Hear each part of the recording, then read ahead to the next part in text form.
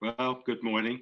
This is the January 11th, 2022 meeting of the Council on Aging, and we have full attendance of all members of the council. And I need to read the governor's legal notice about remote meetings. Pursuant to Governor Baker's March 12, 2020 order, suspending certain provisions of the open meeting law, and the governor's March 15, 2020 order imposing strict limitation on the number of people that may gather in one place, this meeting of the North Andover Council on Aging will be conducted via remote participation to the greatest extent possible. Specific information and the general guidelines for remote participation by members of the public and/or parties with the right and/or requirement to attend this meeting can be found on the town's website at www.northandoverma.gov. For this meeting, members of the public who wish to watch the meeting may do so on their televisions by tuning to Comcast Channel 8 or Verizon Channel 26, or online at northandovercam.org. So www.northandovercam.org. No in-person attendance of members of the public will be permitted. But every effort will be made to ensure that the public can adequately access the proceedings in real time via technological means. In the event that we are unable to do so, despite best efforts, we will post on the Town of North Andover website an audio or video recording, transcript, or other comprehensive record of the proceedings as soon as possible after the meeting. That's the legal notice. First item on the agenda is the approval of the October minutes. You've all been sent those minutes in advance. I assume you all have it. If there are any questions or additions, please raise them. Dave? Why are we approving October minutes instead of December minutes? Yeah. Oh, an error on the agenda. It's an error on the agenda, probably. Yeah, I think it should say December minutes. December minutes, correct. That's Okay. yes. Just Yeah, actually, the minutes that I have do say December. I'm sorry. I don't know where the October came from. Okay, the December 14th, 2021 minutes, which you've all been sent. So if there are no, approval. so Dave moves approval, second. I'll approve. It's Maria. Maria, Yes. all in favor, say aye. Aye. Aye. Any Aye. opposed? Aye. No opposed, so the minutes are approved unanimously. So now we can get into the agenda, which looks like it could be some nice business today. Nice. And we begin with the directors, several items. Kathy, you ready to go? I'm ready to go. Okay, it's all yours. Some of this is going to be a little more difficult being remote. I'm going to try to share my screen. This is the first time I've been in this big of a meeting in Google Meets, and I'm hoping I can share my screen. I'm actually more used to Zoom, but I think I can get it. So I don't have the agenda. Forgot to print one out for myself. Is the first thing the strategic plan on the agenda, Larry? You have biennial department report. Which is fine. I'm going to try to share that with you. What I'm going to do, these documents that I'm going to put up for you, I'm going to put into packets and mail them out to you. I'll put them out tomorrow, and then you can see them. If you have more questions, once you can have time to read them, it'll be better. Let's see if I get the right one up here. All right. Jim, I need the something solid to write on. All right, I am that now. The tab. I can't write. Oh. Okay. Ah, look at that, it worked. So this is just the biannual report. I don't want to go too much in detail, like reading line by line for you. Had we had the meeting in person, you would have had it and been able to kind of look over it. I will be try to ensure, since we'll be remote, to get you things in advance. So this is generally just a conversation, an overview of what's gone on over the past 6 months through fiscal year 22. There's, it does address COVID. We've opened some of the things that we have done with COVID. We are not at pre-COVID numbers. Obviously, now that we have suspended programming, that will also change that. We have not reached pre-COVID numbers. We're actually a decrease in 11% in attendance compared with the same time period in 2019. So we're down 11% pre-COVID in that. Some of the places that we've seen that number has, the response to that number is the congregate meals that we have not, we instituted the congregate meal. Also that there have been a little lower numbers across the board in all our programming, mainly our games, bingo, card games, board games, is where we've seen some decline in programming. And those are programs, by the way, that you cannot socially distance at. So I do believe there are people that are continuing to kind of self-isolate and be concerned about what programs they're at. We do continue trying to balance the health needs, not only the physical health needs, but the mental health needs of our residents as we make decisions about closing or suspending programming or continuing. Some of our milestones.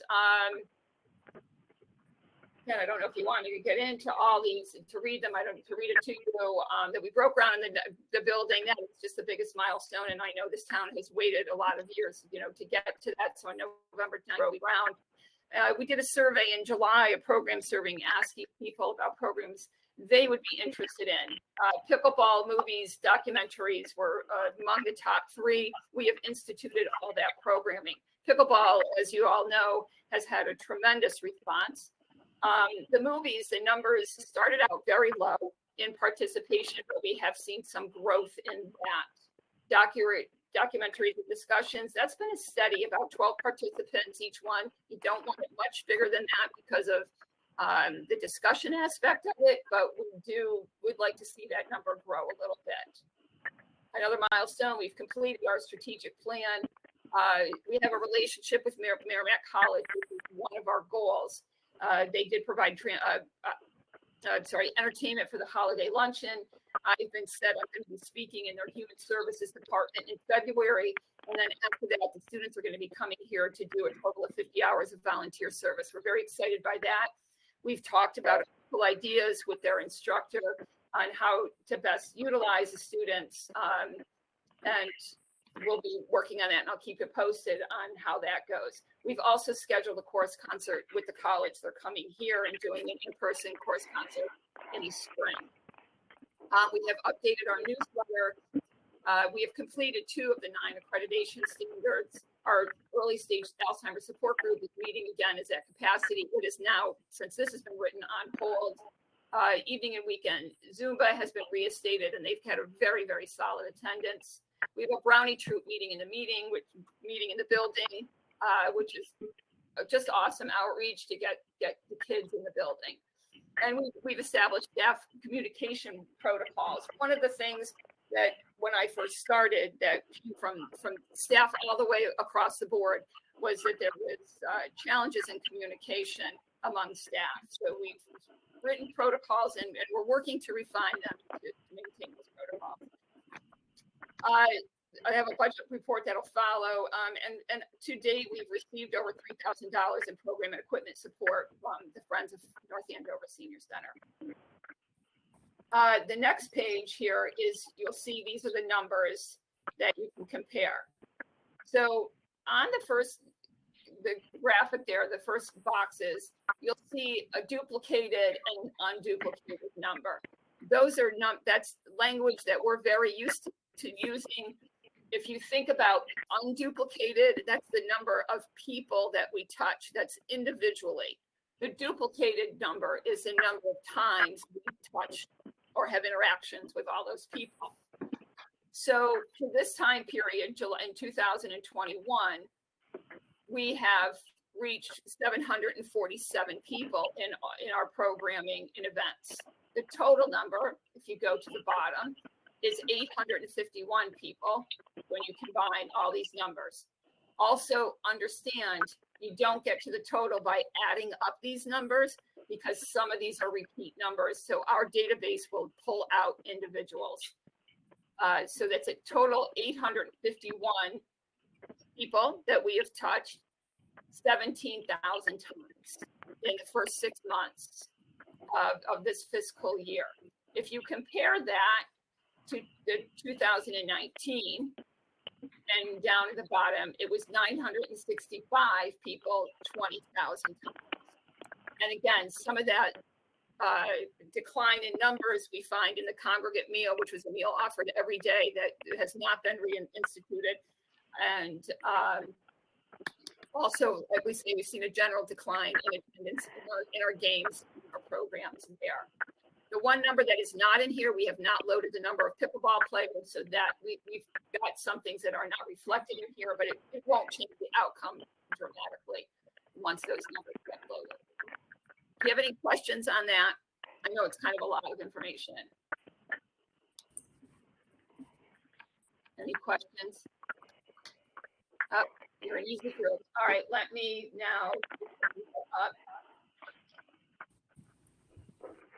This is going to be harder for you to see. And actually there's nothing in our budget. This is our budget report. When I mail this to you, I think it will be easier for you to look at and see if you have any questions on it. There's nothing that really is jumping out as out of the ordinary for me. Some of you see the last column to the right, it's the percentage used. It's a great guideline to go by to see if we are on mark to hit our budget through the year. Some of them you're going to see are at 100%, and that's because the money has already been encumbered. It's already put aside. So we know that nothing else of our equipment. We know what our equipment rental is going to be for our copiers every year. Paula will encumber that money, and that would set aside. So it reflects that 100% of it is used. We have used 86% of our training and education budget. That's a really good thing. You should be alarmed if we weren't using that budget. So that's a really good thing. Everything else we're really on base with using. And I do think that this might be something, if you want, I'm going to mail this to you, like I say, and next month at the meeting, once you look at it and you can study it a little bit, you might have some questions. Much easier to do in person, and hopefully, or once you have the document. Sounds good. Sounds right. Yep. Any comments or questions on that? But you are an easy group. All right, we get rid of that one. Let's see. The next one we have the biannual. Well, I'm going to go right into, this is the budget. I'm going to see if I can enlarge this for you. Yeah.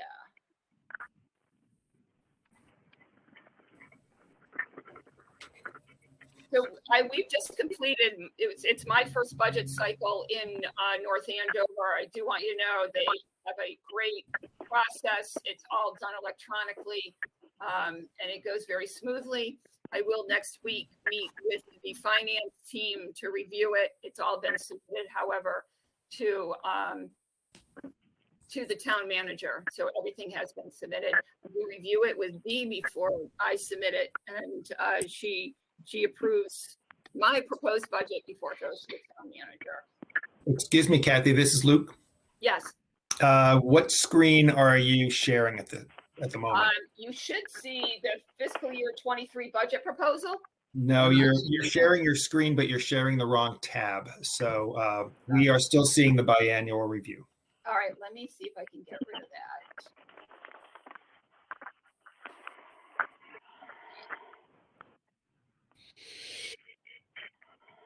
Can you see it now?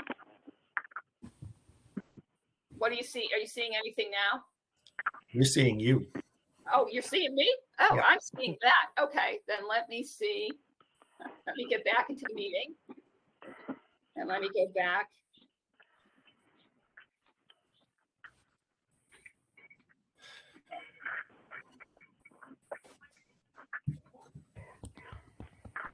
There. Can you see it now? Yes, we do. Thank you. Yes. Awesome. Thank you for that, Luke. Again, my operating budget has actually had no increase in it. We just, I actually just proposed some changes in the line items. For example, if I can get up here, so you'll see the three lines. So the first column is 2021 revised, then it's 2022 revised, which is the one I've been working with, and now 2023 is proposed. So one of the examples, the very first line, repairs and maintenance. For the fiscal year 22, which is the year we're in right now, the repair and maintenance actually had a zero allocation for it. That $1750 that you see is money that we had to transfer from other lines in order to take care of some repairs in the building. So for the fiscal year 23, I have asked for $1,000 on that line. That was moved from another line because you'll see some decreases. For example, the equipment rental decrease, which has been for the past 2 years, a $6,000 line item. There are 2 copiers in the building, 2 Xerox type copiers. We don't need 2, we only need 1. The contract is up at the end of this fiscal year, so we're getting rid of 1 and eliminating it with a savings of $3,000, which is a huge savings, which has been, you'll see, moved into programming. Training and education has remained the same. Telephone has remained the same. Postage, we've already transferred money out of it. That was originally $2,600. We have already transferred money out of that into 22. And so the revised budget, the proposed budget for 23 is $1,600. One of the reasons I left that high, because we normally wouldn't do it, is if we need to, moving into the new building, do some extra mailing outside of mailing through the town office, and we want to do something extra to promote the building for an open house, something like that, that there is money in the budget to do some type of mailing. All our postage, our general day-to-day postage, goes through the town hall. So we don't, I can see in a foreseeable year that we only need minimal money in that line. The next is community education. That one I increased, that's a large increase. It went from $1,250 up to $4,200. That's a transfer from our equipment rental and a savings from there. And again, community education can be labeled. I mean, it's outreach, it's community actual programming. It can be outreach, something that we need to money better spent there than on a copy machine. Social activities, we increased by $1,000, pretty self-explanatory. Our budget for office supplies at the beginning of this year was $7,500. It is large. And I think, years coming, we can decrease it more. I decreased it only by $1,000 because we don't know what anticipated extra equipment we may need to buy, like office supplies and things that we're going to need to buy in the new building. So we wanted to manage that. Uniform, $600. That is dictated to us by union contracts. So that's set. Auto mileage, $1,500. We don't use near that. We will be using more once we're in the building for trips to town hall. I do foresee for fiscal year 24, that's going to be greatly reduced. But wanted to see dues and membership that we go almost to 100% every year.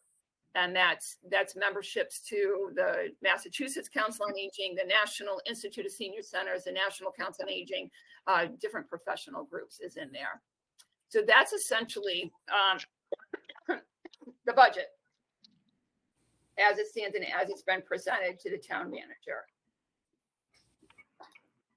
Is any questions on that? And I will send you a copy of this. So the one additional. Dave has a question. Okay, go ahead, Dave. Yeah, I just want to say that in the 3.5+ years I've been on this group, this is the first time I've seen a budget. And Well, thank you for sharing that, and to be able to get a copy of that would really be helpful. no, absolutely. Just remember, when you get this copy, this is a proposed copy, and there will be a town manager's copy that will actually be taken to town meeting for vote. You know, when the budget is presented at town meeting. So this could be changed. This is the proposed budget from this department, and the town manager can change it. So Yep. Just remember that, and I'll actually write that on top, that it's a proposed budget. The one thing that's not indicated here, because that's done a different process, I send a memo to the town manager requesting it. I have asked for $3,000 additional money in salary and wages for a per diem van drivers. One of the challenges that we do have is when our van driver is out sick or on vacation, we do use some supplement that with tax work-off participants, but then we have to pay, then once that time runs out, then we have to be able to fund that. And it's really important if we want the van service to grow. I do anticipate that we're going to have a growth in transporting people to the senior center once it opens. I'm anticipating, I'm really hoping on it. I'd like to increase the transportation to include, you know, making sure people get to the polls when they want to vote, getting people to town meeting and evening programs when that comes. So we do need money to pay for that. So the town manager does have an additional request for $3,000 and to help support a per diem van drivers.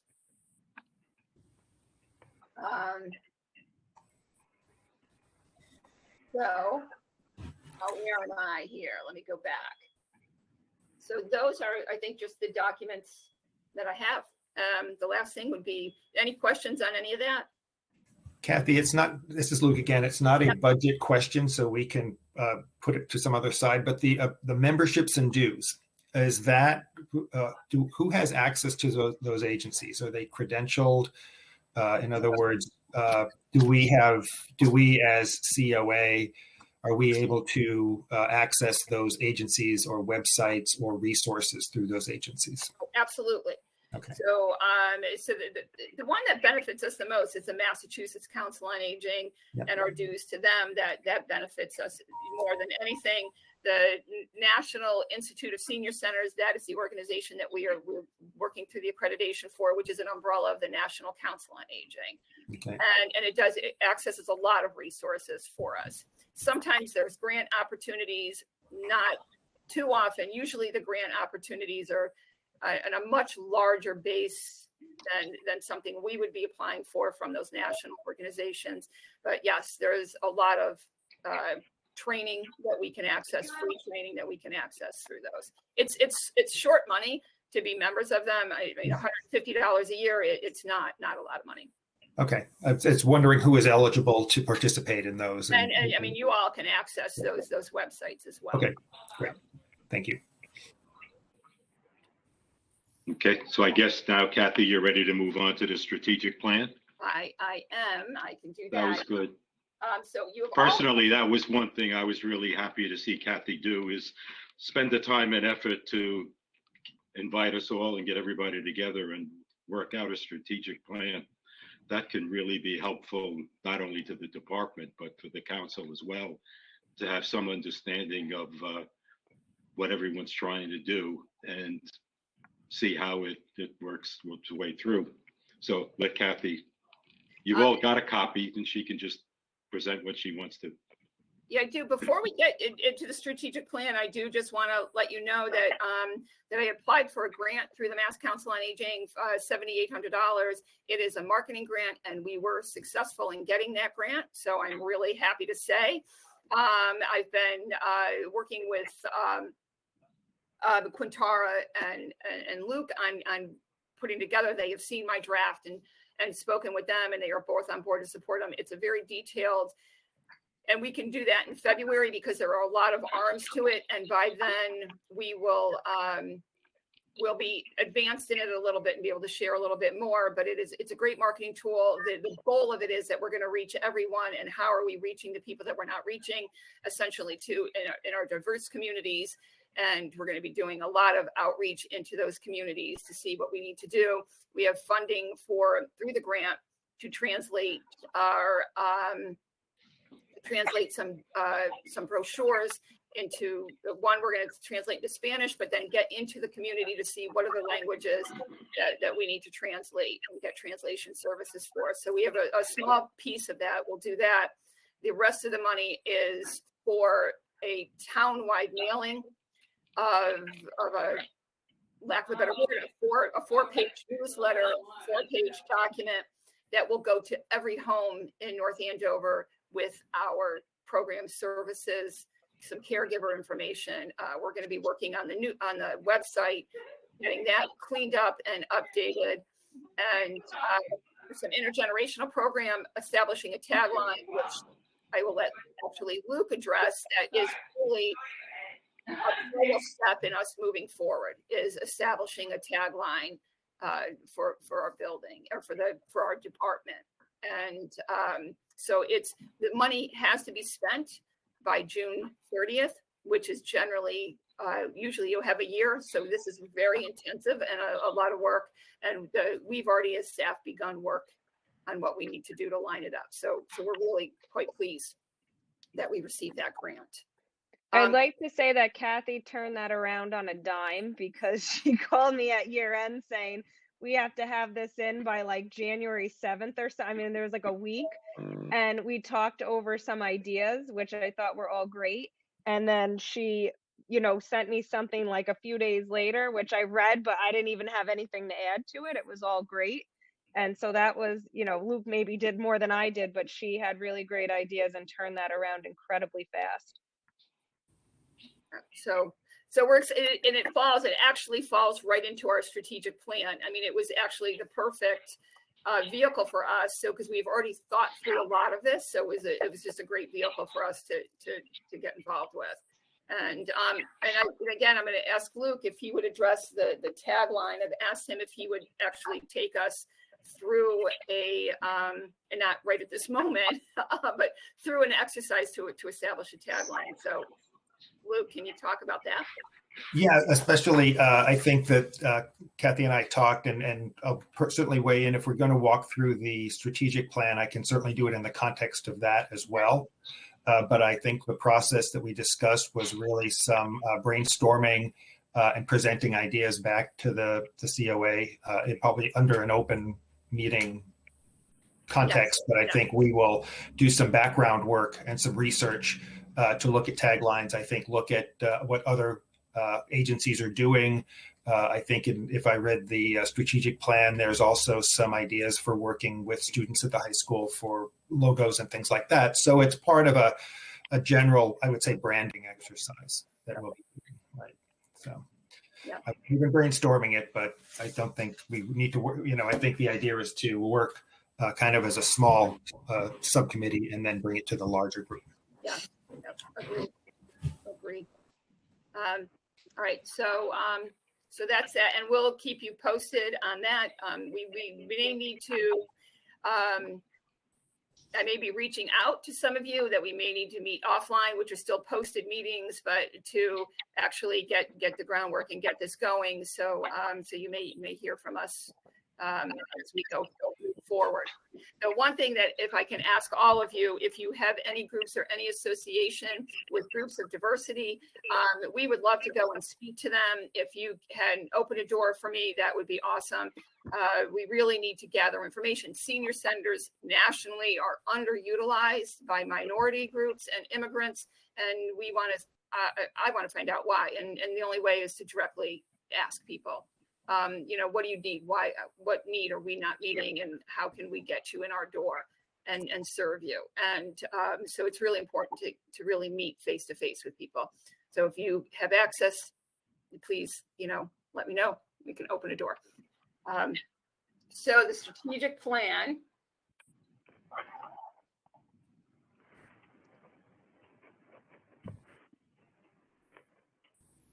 You have all had a copy of this. And I did add, Harry had mentioned to me once I passed it out about adding in a couple of the hospitals as outreach, and they have been added in. As we get through this, you'll see that. So that's already been added in. I had not heard if there was anything that anyone wanted added, changed, tweaked up. So do you want to go through this step by step?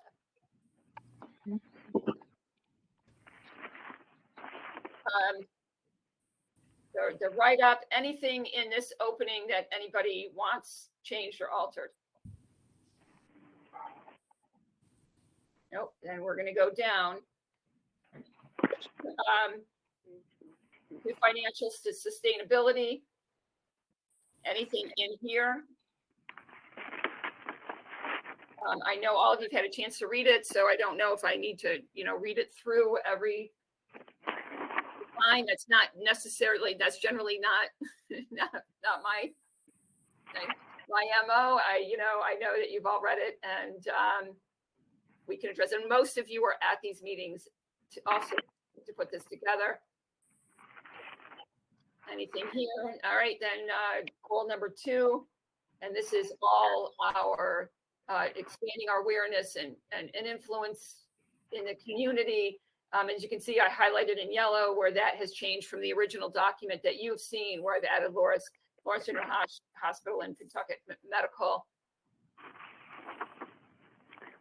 So this piece of our strategic plan, like I say, the grant is just falling right into this. It's actually, the grant defines it in even more detail about how that we're going to do this outreach and reach these groups and reach our community. I think having that townwide mailing and the cost of doing that is more than $5,000. It's the largest piece of the grant. So I will be happy to send you all a copy of the grant. It's the largest piece because it was the one piece if we had to do without, if we weren't successful in the grant. And once you see a copy of the grant, you'll see how the other pieces were things that we could still easily implement and do. Hi, Kathy, this is Luke again. Yes. This is the area that I correct me if I'm wrong, but this is the area of the plan that I think our efforts around tagline and quote unquote branding fall under. Yes. Yeah. Okay. Yes, correct. And I think too, one of the things that, I think it's always a challenge to make the leap from strategic plan to tactical plan. So I think because this council meets once a month, that we basically have 12 sessions together to talk about this under open meeting. So I think one of the things I'll talk to you, Kathy, and I'm assuming Kantara as well, is putting a timeline around this. Like you mentioned, we have to spend the grant by the end of the fiscal year in June. But I think that to look at the schedule of the COA and to look at which points we do want to bring ideas up for deliberation is going to be important for moving forward. Yeah, and I do. And there's nothing that says that we can't meet more than we do. If we have to, meet more often throughout this process to get things accomplished, I mean, we absolutely can do that, because I would agree. That's why committee work is important in the council to do, the work and then bringing it to the council as a whole. So the three of us can talk and set that up. Leah is going to be our point person in the web the website. She has some experience with it, but more than that, she's got enthusiasm for it, which is just 90% of the game. She's already been looking at other websites, and I'll connect with Leah to discuss that and how we're gonna revise that. One recommendation I would say to everyone too, as we look at these websites, to look around online and look at other senior centers and look at their websites. Look at what you like about it, what you don't like about it, and send me that information.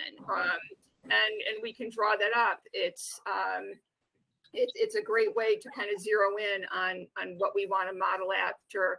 I know when I was working on building the building prior to it, we toured, and when I was in Groton, toured 15 different senior centers before decided on what we want. And a lot of what we learned was what we don't want more than what we wanted. So I think it's really important. And the more eyes you have out there looking at other websites, if you get a minute, look at Age Span. That was Merrimack Valley Elder Services that they rebranded. Their website's fabulous. And the rebranding, they did a great job rebranding. And if you take a look at what they did a great job. So any input we can get from people is just, from everyone is significant. With more eyes out there. I'm kind of like a think tank for rebranding. So anything here that you want to see added into this? All right, great. And Kathy, I'll just jump in too and say that I'm happy to help on the website as well as consulting on that. Yeah, that's great. We're gonna take you up on that, Luke, because I know that you have professional experience in that. So I won't say no. Enthusiasm is important. Yes, it is. Enthusiasm important, but real life experience is too. Yeah. Within the grant, what I'm going to do is reach out. Leah actually gathered up all the contact information in the area schools for their tech departments and their graphic design departments. I'm hoping that the schools will come on board and have their students and have a logo contest and have the kids design a logo. I think it's again, great outreach into the schools and bringing the whole community into the process. It also gives me an opportunity to go into schools and talk to them about a senior center and what we do. And so I'm hoping, I know with COVID that may be complicated, that may not be successful, but I'm going to be optimistic. So our last is our diversity. Also, this grant is written that is going to help us meet some of the needs in our diversity goals for our strategic plan. I'm really, that piece personally is what I'm most excited about, and really would love to develop some really best practices out of our outreach and to develop a plan that's a blueprint that other towns can follow, and how that we did that outreach. It's going to be a lot of legwork, a lot of meetings, but it's an exciting piece to what we're doing. Something that's not been done, and hopefully we'll get there. It might also be a way to use some of the volunteers from Merrimack. And then the needs assessment. Fix that. And I know, Larry, you actually had a piece of this you wanted to talk about today. Well, in terms of the whole plan, I think the whole plan is a good one. I do think that because doing a needs assessment can be kind of expensive, it can be easy to think that, well, we can do without that. I would hope, as assuming the plan gets approved and it goes forward, that the town and the council itself would really want to actually make sure the needs assessment happens. That, some of the data shows that there's some 20% of the total senior population in town that utilizes any of the council or elder affairs, elder services, and senior center stuff. So it's like 80%. It's almost like another Pareto 80-20 thing. Mm-hmm. So it's like 80% of the town seniors we really know nothing about. So just to take a side, and I'm not suggesting you slow it down, but you got to do a tagline anyway. But you're doing a tagline about what the elder services should be about without really knowing what the whole population is interested in. So I think at least you'd need to do a tagline to begin with and start to get started. But I would hope we would do a good needs assessment. And in terms of needs, we tend to think of needs strictly as what do people want to get from the system. But I think when you look at what all of us as individuals and everybody else, the need would include what people are able and willing and would like to give, as well as what they need and want and have the need to get. So I'm hoping that we could get a good needs assessment that identifies that profile. What is the elder affairs profile in Lawrence or in Greater Lawrence and in North Andover specifically? And what are people interested and capable of giving as well as receiving? And use that as a way of continuing to improve and grow the whole department. No, I think that's really important. The one piece of that, Larry, that you mentioned is something that I think that we can actually do now. Generally speaking, needs assessments are about what the needs of the community are and not necessarily what they get back, but you can build what you want to into a needs assessment when you're doing it. But I do think we can start doing outreach into the community about like trying to zero in on skills and things that people can share. I know when I first meet people, when they first come into the building their first time, when I talk to them, I always love to ask, because I'm actually fascinated how people, what jobs that they had. But it also helps me because then you can say, oh, you did that. Would you want to come and talk about it? You tell us about it. Some people just don't think that what they did was that exciting, but it is exciting to other people, that it's just so different, a different kind of job than anybody ever did.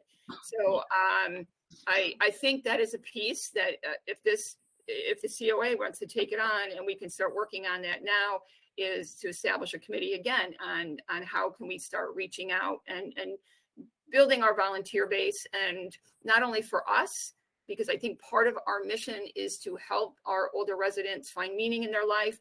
So maybe we can help place them in the schools or in town hall doing something else and find where they can really find meaning and contribute to their community. I think that we can develop a database and work on that. And it could be, if the council chooses, something that they can take on. Yeah, that would be great. So, so that is I will unhighlight these right now. So I have that. Kathy, may I ask a question about the needs assessment? You can ask anything you'd like. Yes. Okay. This strategic plan, I think, is 22 to 25. Yep. So it's a 3-year plan. Does it, and I'll throw this out to the group, would it make sense to call this an ongoing needs assessment? Because I think that needs can change. And do we want to set a precedent for looking at revising our needs assessment as the population changes based on what we learn, right? So generally, if I can speak to that, generally speaking, it's recommended you do a needs assessment every 5 years, because okay. needs do change. It's not always, sometimes you have to change it up and do it differently. I think this specific needs assessment, because there's not a foundation of one in North Andover that I'm aware of, is you would hire this one out, and the cost is $30,000 to $40,000 to do it. It's well worth every dime that's put into it. Yep. It helps every department in town. It helps, from the Board of Selectmen right down. It is an essential tool. Yep. And then you go back and revise that up, and you're supposed to look at them every 5 years. That is best practices. That makes absolute sense. Thank you. Yes. Any other questions? I would ask then if for the council's support of this strategic plan. Okay. Would anyone like to make a motion to support the plan? Don't all speak at once. I'll make a motion to support the plan. Okay. I as well. So Tally, and second by Quintara. Any other comments? Let's see if we could just do this by just instead of one-on-one. All in favor? Aye. Aye. Aye. Aye. Aye. Any opposed? So there is no opposition, so it passes unanimously. Thank you, Kathy. Nice job. Thank you. One last comment on the strategic plan. Remember, it is a rolling strategic plan. So we will every year examine it and see how we have to change. I mean, nothing has been so evident in how we have to, pivot as COVID has been. So we will look at this again in a year, next fall. We'll look at it and say, okay, where do we revise? We may have accomplished a lot of it and can really, clean house and see where we want to go next. So especially the rebranding piece of it and the marketing piece. So Great, thank you. you're welcome. Next. Thank you. Next item on the agenda, one of our new members, Harry, would like to make some comments about an issue he ran into. Harry, you still with us? Let me go check on Harry. Let's see if something happened.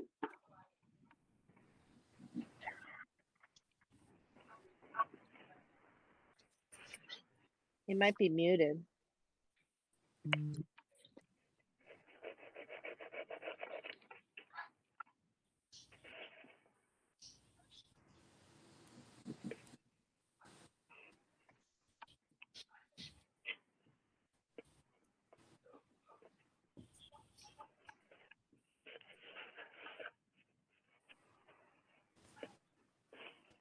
Yeah, I think Harry is muted.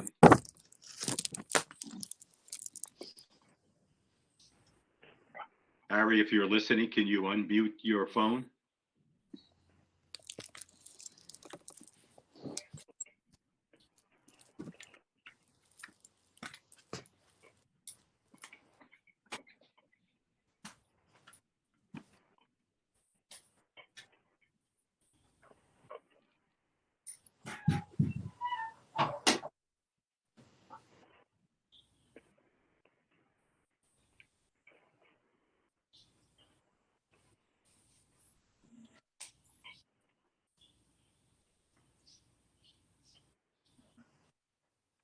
Well, anybody have a short story while we're waiting? Well, I may have to say this is my time to leave to get my wife set up for her meeting. But it's good to see all of you. Yeah, okay, You thank too, you. Dave. Thanks for coming. In person would be a much better experience. Yes. I can quickly add, I didn't really want to put it on today's agenda in favor of all this other stuff, but Dee and I have been working on kind of the membership protocols and just firming up that process. And we have a pretty much, I don't want to say finalized, but close to being finalized draft of just like general process and how it'll work. So I know I got a few edits just the other day that maybe I'll look at. It didn't look like I had an action item on it, but it was just kind of going through the various channels. So to the extent everybody kind of involved in the process within town office and the board and Kathy, and there's a whole bunch of people with eyes on this. I'll present it. So maybe by next meeting, I can share the document with you, but it looks good and it's not really too far off from what we were doing. I think it's just a way to get it all in line and like we know exactly what we're doing. And Quintara, just to let you know, I have heard back from both the members of the select board's appointment committee, subcommittee. Okay. So I will get you the comments and then we can take another look at it and hopefully have it finalized by February. Yeah, that would be awesome. Thanks so much for Thank you. helping me with that. And it was great working with you. Kathy, any word on Harry? Oh, I thought I heard him talking to you guys. I see his Oh. phone is still on mute. He was talking to you. I heard him talking when I walked Oh, by. Larry, can you unmute him from your end? I don't know if I can. You can usually mute someone, but you can't unmute them, Oh, Yeah. okay. which is so I like wish you could.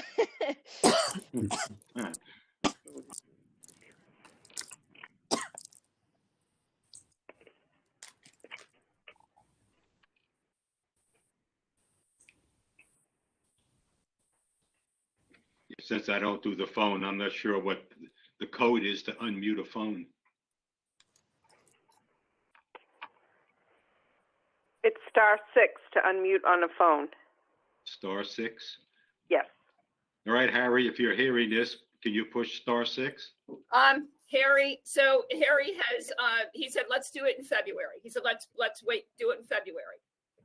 He said, because it's 10 o'clock. So he's good. Okay. You know, yeah, well, we'll just put it on the agenda for February. Okay, that's fine. Okay. Is there anything else? I do have one more thing. Carla just popped in my office. She said, are you going to tell them about Jose? And I was like, oh, yeah. Our van driver, Jose, has resigned. He is moving to Georgia, which is really heartbreaking to all of us. He's extraordinary. I've had women on the phone crying when I've told them that he won't be driving anymore. The women he drives, he's just extraordinary. He's kind. He's thoughtful. He looks at his job as service, and he's just a huge loss. But I knew 6 months ago when I started here that was like his goal, to move south. And so they have purchased a house in Georgia, and he's leaving. So we will be posting the job. It's actually, though, I've talked to Dee about this, and my recommendation was to make it 2 part-time jobs as opposed to 1, because when you have somebody that's a 40-hour-a-week employee and they take a week off, it's much harder to replace. And to do that, I've had great success having part-time drivers. Most of the time, they're retired people, do it as a side job, and it just works really well. It's very manageable in the department. So we will be posting the job, putting 2 people in, and kind of splitting the week is what we'll do moving forward with that. So. But again, a huge loss losing him. I can't tell you enough. So we cried. We were sad. He's great. I'm crying. He's awesome. He's just really, and I knew when he told us right before Christmas, and I knew when he walked in, I said, oh, you're going to tell me something bad, aren't you? And I knew he had just been down to Georgia for vacation. So figured it was coming, but tough, going to be tough to replace him, but I guess if we can replace a president in 5 minutes, I suppose we can do that. But it's a tough call. Do you know when, Kathy? Do you know when his last? It's telling. Do you know when his last day? January 31st is his last day. Oh, geez. Okay. Yes. Yeah, and he has asked. He doesn't want anything. No, nothing. I think that we as staff will, do something for him. Quietly, but he doesn't want like a party or say goodbye or anything like that. So that's yep. Okay. So does that mean I'm going to pick up some extra? Yeah, Remo, we'll be calling. No problem. Yeah. Anything else today? That's all I got. If not, then thanks for everyone coming. Would someone like to move we adjourn? I'll move that we adjourn. It's Pat. Okay. Pat moves we adjourn. Second. Okay. Remo second. All in favor? Aye. Aye. Okay. Thank you. Well, we are adjourned. Hope you all have a good month, and see you next month. All right. Thanks, everybody. Thank you, guys. Yep. Thank you. See you later. How do you leave a meeting? There should be a button down there front that's highlighted in red with a phone light, and it says leave Yeah. meeting. Just click on that.